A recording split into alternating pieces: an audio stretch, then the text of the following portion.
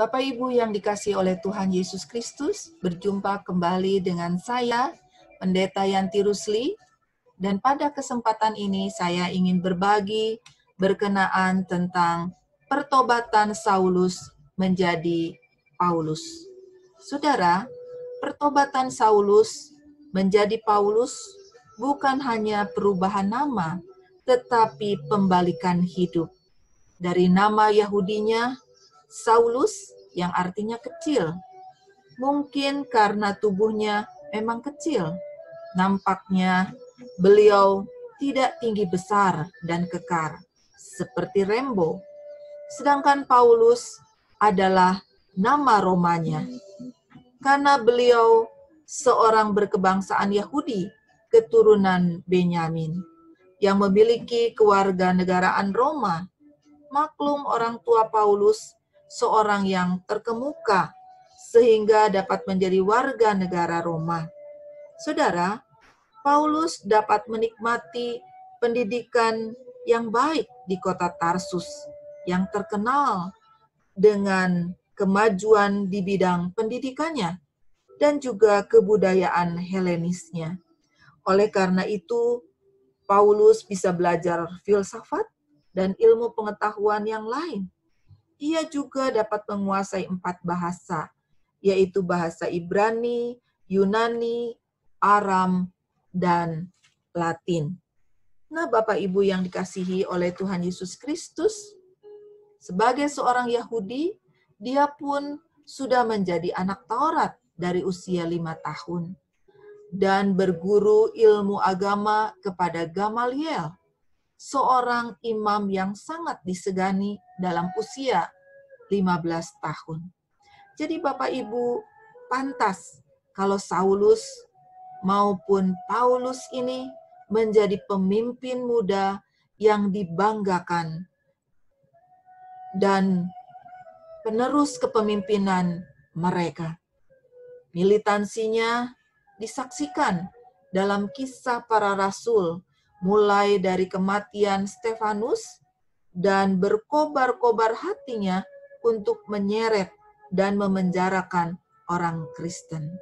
Seperti dikatakan di dalam Kisah Para Rasul pasal 8 dan 9. Dan saya akan membacakan mulai dengan Kisah 8 ayat yang pertama sampai dengan ayat yang keempat. Dikatakan demikian Bapak Ibu. Saulus juga setuju bahwa Stefanus mati dibunuh.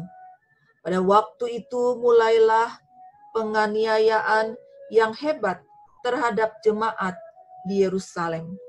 Mereka semua kecuali rasul-rasul tersebar ke seluruh daerah Yudea dan Samaria.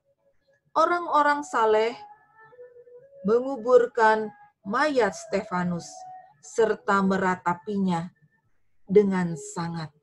Tetapi Saulus berusaha membinasakan jemaat itu dan ia memasuki rumah demi rumah dan menyeret laki-laki dan perempuan keluar dan menyerahkan mereka untuk dimasukkan ke dalam penjara.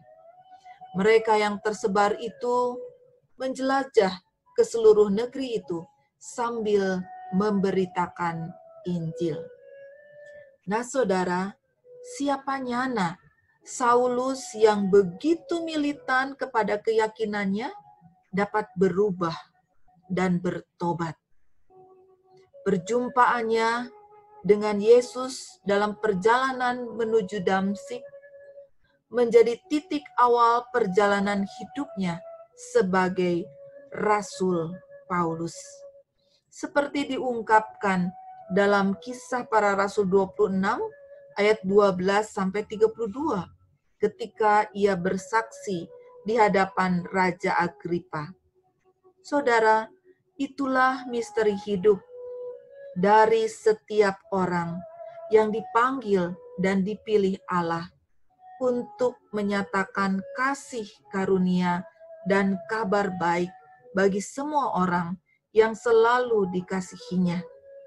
Jadi Bapak Ibu yang dikasih Tuhan, tidak ada yang mustahil bagi Allah untuk memanggil dan memakai umat-Nya bagi kemuliaan dan keselamatan manusia dan dunia yang telah diciptakannya. Jadi tidak mustahil pula Bapak Ibu memanggil kita semua untuk menjadi saksi bagi Tuhan. Tuhan memberkati kita semua. Salam sehat dan sampai jumpa kembali dalam bagian berikutnya mengenai Saulus yang bertobat menjadi Rasul Paulus.